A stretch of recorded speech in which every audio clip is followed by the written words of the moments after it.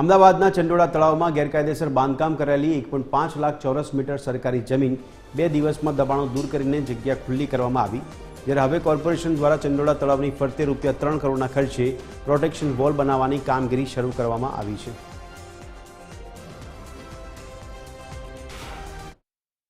કેટલાક વર્ષોથી અમદાવાદના ચંડોળા તળાવ પર ગેરકાયદેસર રીતે બાંધકામ હતું અને ત્યારબાદ હવે જે ચાંદોડા તળાવ પર જે ગેરકાયદેસર રીતે બાંધકામ પર જે ઝોપડા બનાવવામાં આવ્યા હતા તે ઝોપડાઓ હવે તોડી દેવામાં આવ્યા છે।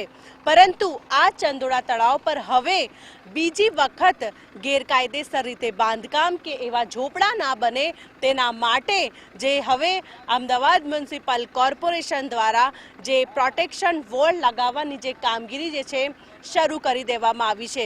જે પ્રમાણે વાત કરવામાં આવે તો છેલ્લા કેટલાક વર્ષોથી આ ચંદોડા તળાવ પર ગેરકાયદેસર રીતે જે ઝૂંપડાઓ આવેલા હતા અને તેને જે છેલ્લા 3 દિવસની કામગીરી દરમિયાન જે તમામ ગેરકાયદેસર રીતે જે ઝૂંપડા હતા તેને તોડી દેવામાં આવ્યા છે। ત્યારબાદ હવે ત્યાં પ્રોટેક્શન વોલ જે છે ની કામગીરી કરવાની શરૂઆત કરી દેવામાં આવી છે। કેમેરામેન ધર્મેન્દ્ર સિંહ સાથે મોનિકા આહિર, TV13 ગુજરાતી, અમદાવાદ।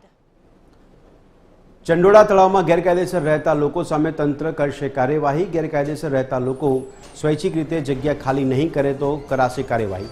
ગેરકાયદેસર રહેતા લોકો પર દાખલ કરાશે લેન્ડ ગ્રેબિંગનો કેસ। ચંડોળાને ડેવલપ કરવા માટે અમદાવાદ મનપાનું આ વિશેષ આયોજન કરવામાં આવ્યું છે। અત્યાર સુધી 4000 દબાણો દૂર કરવામાં આવ્યા છે। તો પહેલાં કાટમાળ દૂર કરવામાં આવશે અને ત્યારબાદ કામ શરૂ કરાશે। ચંડોળામાં નાના અને મોટા તળાવને એક કરવામાં આવશે।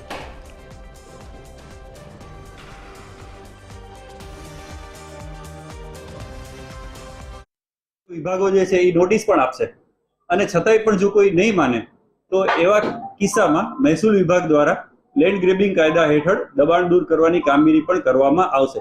પરંતુ આ બધી જે છે એ આપણે અપેક્ષા એવી જ રાખીએ છીએ કે લોકો સ્વેચ્છાએથી દબાણ દૂર કરે। આ બધા જે છે એ એક્સ્ટ્રીમ જે પગલાઓ છે કે જેના ભાગરૂપે આવું કામ કરશે। અને આ દબાણ દૂર થઈ ગયા પછી આયોજન આપણું એવું છે કે આ જે તળાવ છે એને તબક્કાવાર એકાએક નહીં ભરી શકાય પણ તબક્કાવાર આપણે તળાવને પાણીથી ભરી દઈશું। ચંડોળામાં નાના અને મોટા તળાવને એક કરવા માટેની કામગીરી આગામી સમયમાં હાથ ધરવામાં આવશે। ત્યારે હાલ અત્યારે ગેરકાયદેસર જે વસાહતો ઊભી કરવામાં આવી હતી તેને ખાલી કરવાની કામગીરી કરાઈ રહી છે। એવામાં પૂરતા બંદોબસ્ત સાથે આ દબાણો દૂર કરવામાં આવ્યા છે। એવામાં ગેરકાયદેસર રહેતા લોકો સ્વૈચ્છિક રીતે જગ્યા ખાલી કરી દે તેવી અપીલ કરવામાં આવી છે। જો નહીં કરવામાં આવે તો તેમની પર લેન્ડ ગ્રેબિંગનો કેસ દાખલ કરવામાં આવશે।